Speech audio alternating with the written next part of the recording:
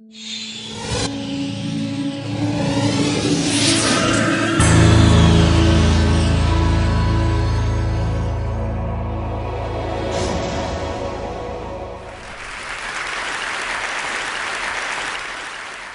I want to start by offering you a free, no-tech life hack. And all it requires of you is this, that you change your posture for 2 minutes. But before I give it away, I want to ask you to right now do a little audit of your body and what you're doing with your body. So how many of you are sort of making yourselves smaller? Maybe you're hunching, crossing your legs, maybe wrapping your ankles. Sometimes we hold on to our arms like this. Sometimes we spread out. I see you. So I want you to pay attention to what you're doing right now. We're going to come back to that in a few minutes, and I'm hoping that if you sort of learn to tweak this a little bit, it could significantly change the way your life unfolds. So we're really fascinated with body language, and we're particularly interested in other people's body language. You know, we're interested in, like, you know, an awkward interaction, or a smile, or a contemptuous glance, or maybe a very awkward wink, or maybe even something like a handshake. Here they are arriving at number 10, and look at this lucky policeman gets to shake hands with the President of the United States. Oh, and here comes the Prime Minister of the... No.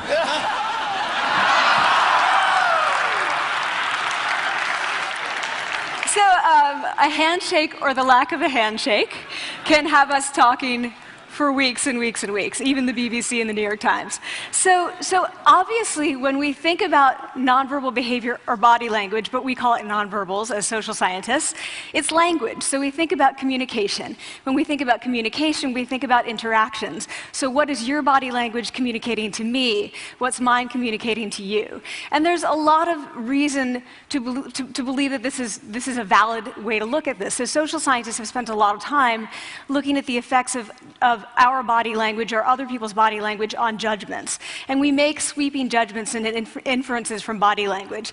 And those judgments can predict really meaningful life outcomes, like who we hire or promote, who we ask out on a date. For example, Nalini Ambady, a researcher at Tufts University, shows that when people watch 30-second soundless clips of real physician-patient interactions, their judgments of the physician's niceness predict whether or not that physician will be sued.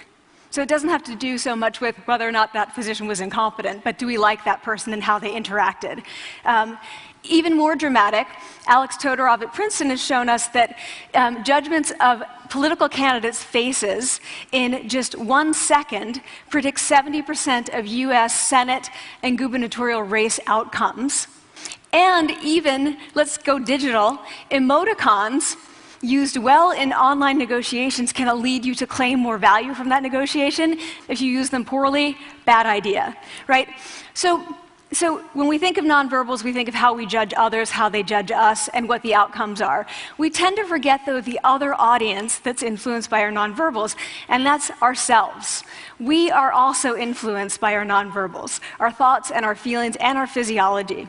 So what nonverbals am I talking about? I'm a social psychologist, I study prejudice, and I teach at a competitive business school. So it was inevitable that I would become interested in power dynamics.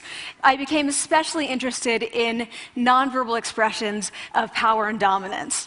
And what are nonverbal expressions of power and dominance? Well, this is what they are. So in the animal kingdom, they are about expanding. So you make yourself big, you stretch out, you take up space, you're basically opening up. It's about opening up. And this is true across the animal kingdom. It's not just limited to primates, and humans do the same thing.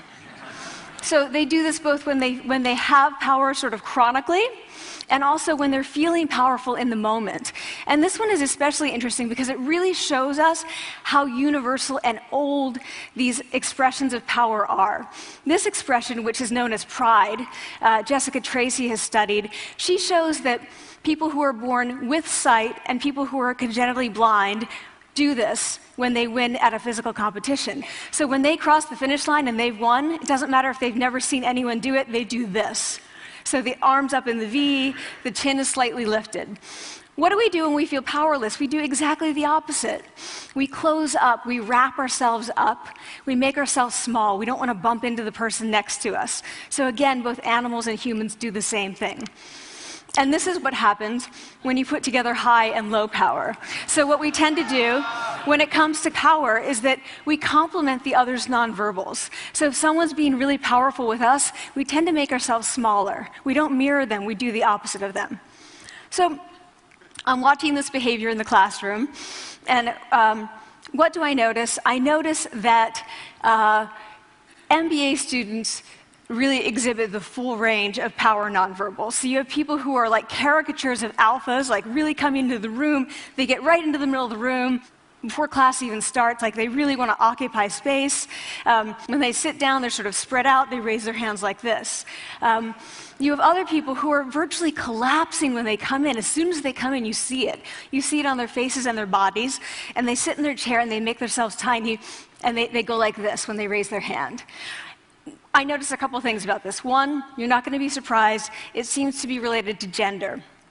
So, women are much more likely to do this kind of thing than men. Women feel chronically less powerful than men, so this is not surprising. But the other thing I noticed is that it also seemed to be related to the extent to which the students were participating and how well they were participating. And this is really important in the MBA classroom because participation counts for half the grade. So, business schools have been struggling with this gender grade gap. You get these equally qualified women and men coming in, and then you get these differences in grades, and it seems to be partly attributable to participation. So I started to wonder, okay, so you have these people coming in like this, and they're participating. Is it possible that we could get people to fake it, and would it lead them to participate more? So my main collaborator, Dana Carney, who's at Berkeley, and I really wanted to know, can you fake it till you make it? Like, can you do this just for a little while and actually experience a behavioral outcome that makes you seem more powerful? So we know that our nonverbals govern how other people think and feel about us. There's a lot of evidence, but our question really was, do our nonverbals govern how we think and feel about ourselves? There's some evidence that they do. So, for example, when we smile when we feel happy, but also when we're forced to smile by holding a pen in our teeth like this, it makes us feel happy. So it goes both ways. When it comes to power, it also goes both ways. So when you feel powerful, you're more likely to do this, but it's also possible that when you pretend to be powerful, you are more likely to actually feel powerful.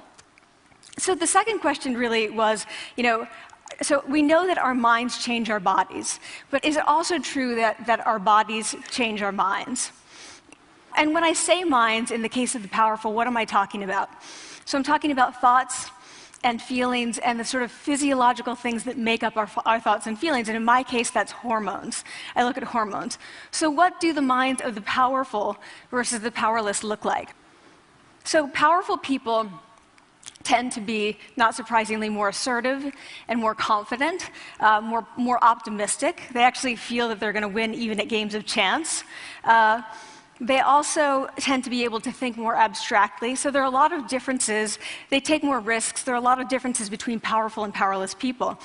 Physiologically, there also are differences on two key hormones, testosterone, which is the dominance hormone, and cortisol, which is the stress hormone. So what we find is that high-power alpha males in primate hierarchies have high testosterone and low cortisol. And powerful and effective leaders also have high testosterone and low cortisol. So what does that mean? When you think about power, people tended to think only about testosterone because that was about dominance. But really, power is also about how you react to stress. So do you want the high-power leader that's dominant, high on testosterone, but really stress reactive? Probably not, right? You want the person who's powerful and assertive and dominant, but not very stress reactive, the person who's laid back.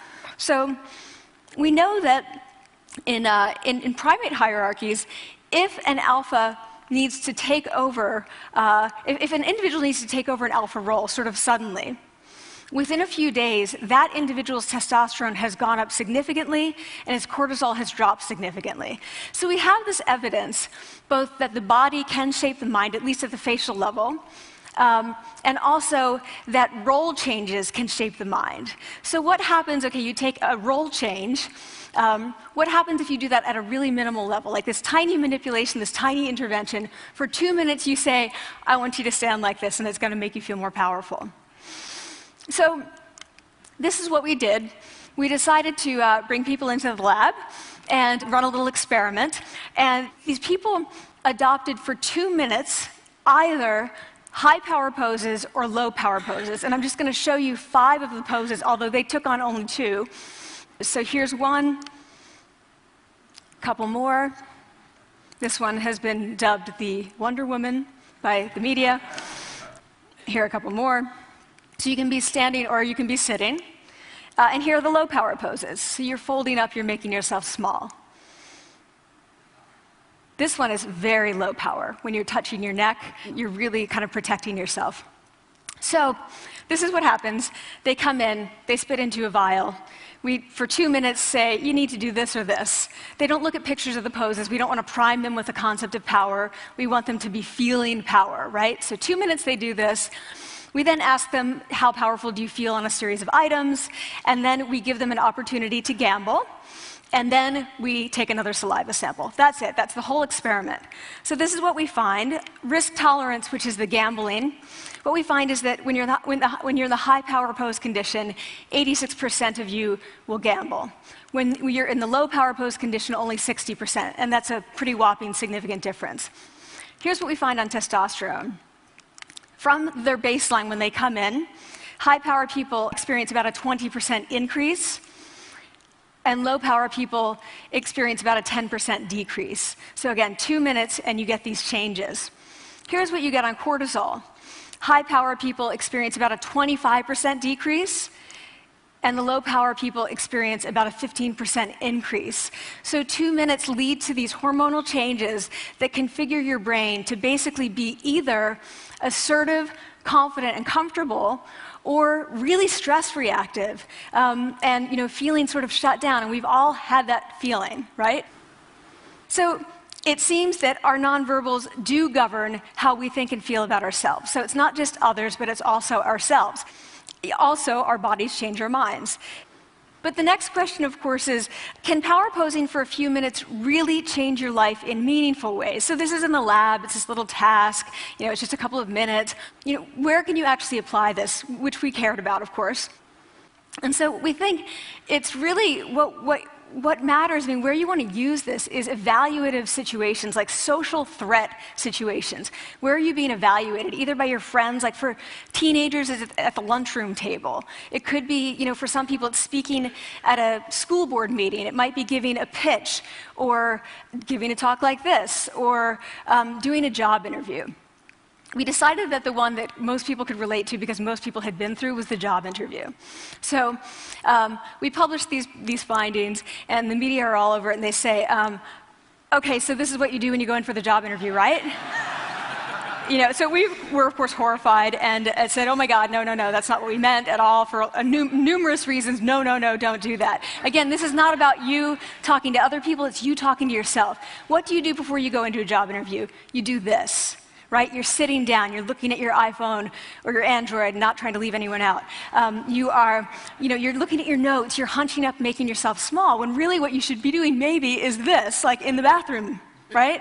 Do that, find 2 minutes. So that's what we want to test, okay? So we bring people into a lab, and they do either high or low power poses again. They go through a very stressful job interview. It's 5 minutes long. They are being recorded, they're being judged also, and the judges are trained to give no nonverbal feedback. So they look like this. Like, imagine this is the person interviewing you. So for 5 minutes, nothing. And this is worse than being heckled. People hate this. It's what Marianne LaFrance calls standing in social quicksand. So this really spikes your cortisol. So this is the job interview we put them through, because we really wanted to see what happened. We then have these coders look at these tapes, 4 of them. They're blind to the hypothesis, they're blind to the conditions, they have no idea who's been posing in what pose. And they end up looking at these sets of tapes and they say, oh, we want to hire these people, all the high power posers, we don't want to hire these people. We also evaluate these people much more positively overall. But what's driving it? It's not about the content of the speech. It's about the presence that they're bringing to the speech. We also, because we rate them on all these variables related to sort of competence, like how well structured is the speech? How good is it? What are their qualifications? No effect on those things. This is what's affected, these kinds of things. People are bringing their true selves, basically. They're bringing themselves. They bring their ideas, but as themselves, with no residue over them. So this is what's driving the effect or mediating the effect. So when I tell people about this, that our bodies change our minds and our minds can change our behavior and our behavior can change our outcomes, they say to me, it feels fake, right? So I said fake it till you make it. Like, it's not me. Like, I don't want to get there and then still feel like a fraud. I don't want to feel like an imposter. I don't want to get there only to feel like I'm not supposed to be here. And that really resonated with me because I want to tell you a little story about being an imposter and feeling like I'm not supposed to be here. When I was 19, I was in a really bad car accident. I was thrown out of a car, rolled several times. I was thrown from the car, and I woke up in a head injury rehab ward. And I had been withdrawn from college, and I learned that my IQ had dropped by 2 standard deviations, which was very traumatic. I knew my IQ because I had identified with being smart, and I had been called gifted as a child. So I'm taken out of college. I keep trying to go back. They say, you're not going to finish college. Like, just, there are other things for you to do, but that's not going to work out for you. So I really struggled with this. And I have to say, having your identity taken from you, your core identity, and for me it was being smart, having that taken from you, there's nothing that leaves you feeling more powerless than that. So I felt entirely powerless. I worked and worked and worked, and I got lucky and worked and got lucky and worked. Eventually, I graduated from college. It took me 4 years longer than my peers. And I convinced someone, my angel advisor, Susan Fisk, to take me on. And so I ended up at Princeton, and I was like, I am not supposed to be here. I am an imposter. And the night before my first year talk, and the first year talk at Princeton is a 20-minute talk to 20 people. That's it. I was so afraid of being found out the next day that I called her and said, I'm quitting. She was like, you are not quitting, because I took a gamble on you and you're staying. You're going to stay, and this is what you're going to do. You're going to fake it. You're going to do every talk that you ever get asked to do. You're just going to do it and do it and do it, even if you're terrified and just paralyzed and having an out-of-body experience until you have this moment where you say, oh my gosh, I'm doing it. Like, I have become this. I am actually doing this. So that's what I did. 5 years in grad school. A few years, I'm at Northwestern. I moved to Harvard. I'm at Harvard. I'm not really thinking about it anymore, but for a long time I had been thinking, not supposed to be here, not supposed to be here. So at the end of my first year at Harvard, a student who had not talked in class the entire semester, who I had said, look, you got to participate or else you're going to fail, came into my office. I really didn't know her at all. And she came in totally defeated, and she said, I'm not supposed to be here.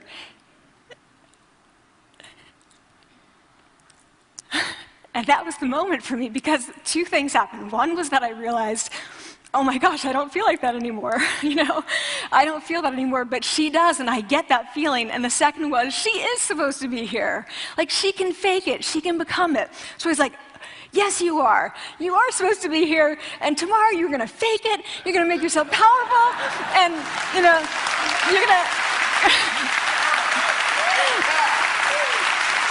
and you're going to go into the classroom, and you are going to give the best comment ever, And she gave the best comment ever. And people turned around, they were like, oh my God, I didn't even notice her sitting there, She comes back to me months later, and I realized that she had not just faked it till she made it, she had actually faked it till she became it.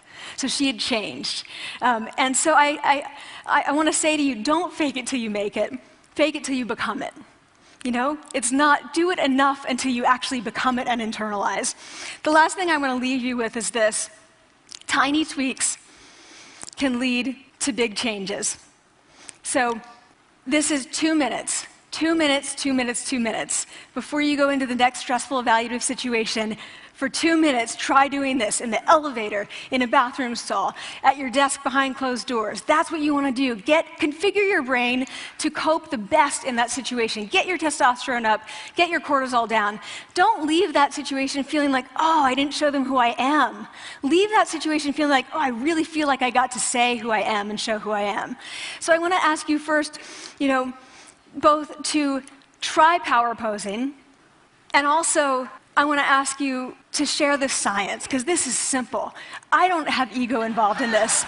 Give it away. Share it with people, because the people who can use it the most are the ones with no resources and no technology and no status and no power. Give it to them, because they can do it in private. They need their bodies, privacy, and 2 minutes, and it can significantly change the outcomes of their life. Thank you.